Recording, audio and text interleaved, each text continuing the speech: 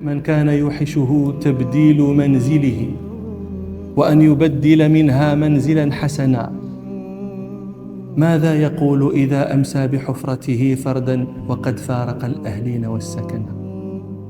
هناك يعلم قدر الوحشتين وما يلقاه من بات في اللذات مرتهنا.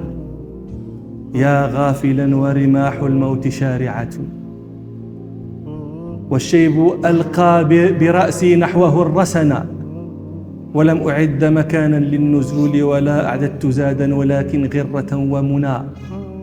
إن لم يجد من توالى جوده أبدا ويعفو من عفوه من طالبيه دنا. فيا إلهي وسحب الجود واكفة سحا فتمطرنا الإحسان والمننا.